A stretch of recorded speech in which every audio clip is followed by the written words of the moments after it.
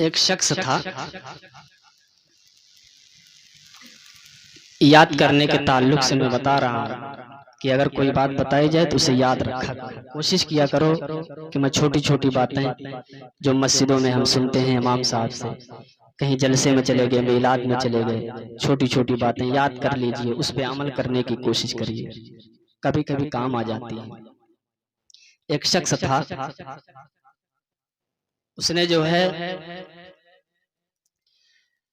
कुछ लोगों की दावत किया।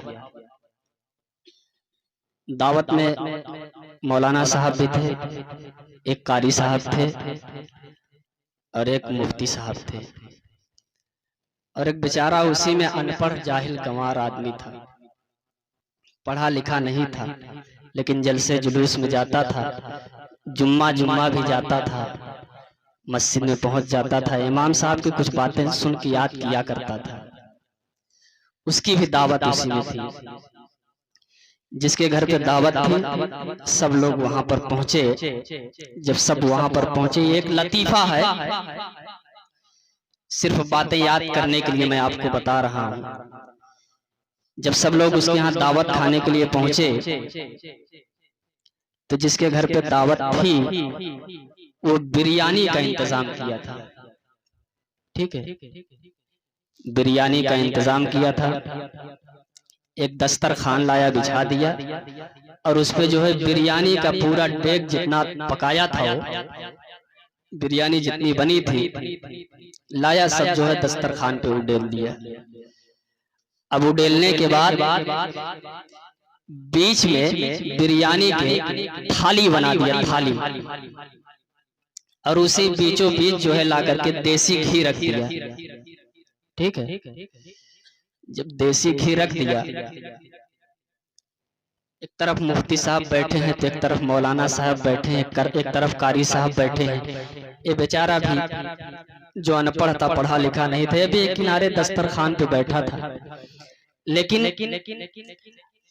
अब सब ये सोच में पड़े हैं कि आखिर बिरयानी उठाए तो उठाए कौन पहले, कौन अपना हाथ बिरयानी में पहले लगाए। सब शर्म महसूस कर रहे थे। तो सबसे पहले मुफ्ती साहब आगे बढ़े, उन्होंने एक तरकीब निकाली, समझ रहे हैं, खाने के लिए कि मैं अपना काम कर ले रहा हूं, बाकी कोई खाए कि ना खाए। मुफ्ती साहब बेचारे वो बिरयानी में जहां बीचों बीच में थाली बनाया था, घी रखा था देसी, मुफ्ती साहब वहीं पर अपना उंगली रखे और रखने के बाद कहे, सुनो, मैदाने महशर में अल्लाह तबारक व तआला एक लाइन जो है सहाबा की बनाएगा। समझ रहे हैं। अब मुफ्ती साहब के पास धीरे धीरे घी जो है इनके पास तक आने लगे। ये तो अपना काम करके खाने लगे, समझ रहे हैं, नाली बना दिए अपने लिए। फिर उसके बाद मौलाना साहब वो भी कहे, मुफ्ती साहब मैंने भी ये पढ़ा है कि मैदाने महशर में एक लाइन शहीदों की होगी। ठीक है, अब मौलाना साहब भी अपना काम कर लिए, उनके तरफ भी नाली जाने लगी, ये भी अपना खाना शुरू कर दिए। बचे बेचारे कारी साहब। कारी साहब कहे, आप लोग पढ़े हैं तो मैं भी पढ़ा हूँ ना, कि मैं पढ़ा हूँ कि मैदाने महशर में एक लाइन आलिमों की होगी।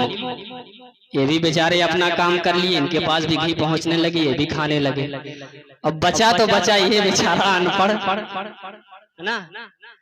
अब वो सोच रहा है कि मुफ्ती साहब ने तो अपना काम कर लिया, मौलाना साहब ने अपना काम कर लिया, कारी साहब ने अपना काम कर लिया, हम कौन सी बात बताएं। लेकिन जुम्मा जुम्मा जाता था मस्जिद में, इमाम साहब की बातों को सुनता था।